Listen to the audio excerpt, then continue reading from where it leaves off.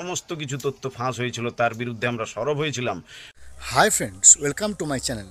একটি মারাত্মক চক্রান্তের শিকার হতে যাচ্ছি আমরা। শিক্ষানুরাগী মঞ্চের সাধারণ সম্পাদক কিঙ্কর অধিকারী মহোদয় তিনি একটা মারাত্মক অভিযোগ করলেন যে ভোট কর্মীদের সমস্ত তথ্য নাকি বাইরে চলে যাচ্ছে, বাইরে ফাঁস হয়ে যাচ্ছে। অর্থাৎ রাজনৈতিক দলেদের হাতে বিভিন্ন ভোট কর্মীদের তথ্য চলে যাচ্ছে। তিনারা কোন লোকসভায় পড়বেন, কোন বিধানসভায় পড়বেন, কোন পোলিং বুথে পড়বেন। আসুন এই বিষয়ে আগে আমরা শুনে নিই কিঙ্করবাবু কী বলেছেন, তারপর আমরা ব্যাখ্যাতে ফিরছি। সমস্ত কিছু তথ্য ফাঁস হয়েছিল, তার বিরুদ্ধে আমরা সরব হয়েছিলাম, নির্বাচন কমিশনে জানিয়েছিলাম। তারা কথা দিয়েছিলেন যে আর এ জিনিস হবে না, কিন্তু আমরা অদ্ভুতভাবে লক্ষ্য করছি আবার ঠিক এই দ্বিতীয় দফাতে, যেখানে পোলিং পার্টিদের তালিকা সহ তাদের ডিসিআরসি কোথায়, তারা কোন কোন পার্লামেন্টারিতে তাদের ডিউটি পড়েছে, তারা কখন কোথায় যাবেন, এবং প্রত্যেকটা ক্ষেত্রেই তাদের যে ঠিকানা, মোবাইল নাম্বার সহ সমস্ত ঠিকানা বাইরে বের করে দেওয়া। আমরা বুঝলাম। এরপরে শুনব ওই কিঙ্কর অধিকারী মহোদয় তিনি বলছেন যে এর ফলে কিন্তু একটা মারাত্মক সমস্যার সৃষ্টি হতে পারে এবং আমাদের যে গোপন ব্যাপার, আমাদের ফোন নাম্বার, অ্যাকাউন্ট নাম্বার সব কিছু হয়তো একটা বিপদের মধ্যে পড়তে পারে। আমরা শুনে নিই এই বিষয়ে উনি কী বলছেন।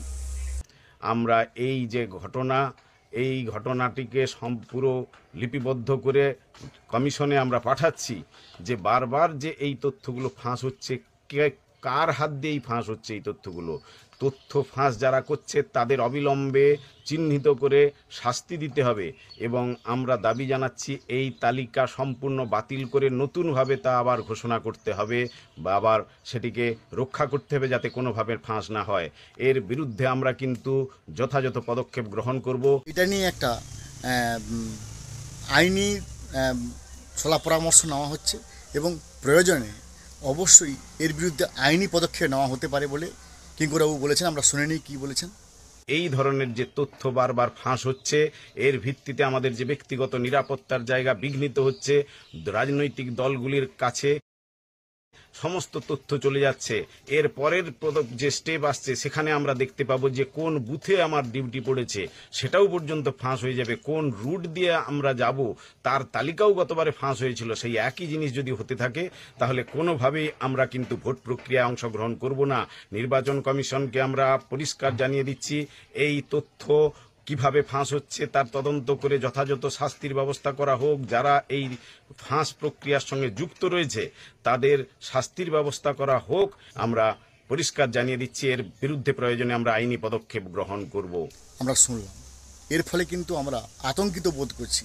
ভোটকর্মী হিসেবে আমাদের তথ্য যদি রাজনৈতিক দলেদের হাতে চলে যায় তাহলে সমস্ত রাজনৈতিক দলগুলো তারা বুঝতে পেরে যাবেন ভোটকর্মীরা কোন লোকসভায় কাজ করছেন, কোন বিধানসভায় কাজ করবেন, কোন পোলিং বুথে কাজ করবেন, কোন পদ দিয়ে তেনারা যাবেন, কীভাবে তেনারা, তার বাড়ি কোথায়, তার সমস্ত গোপন তথ্য ফাঁস হওয়ার ফলে তেনারা কিন্তু অবশ্যই আশঙ্কার মুখে পড়তে পারেন বলেই আমরা সিঁদুরে মেঘ দেখছি।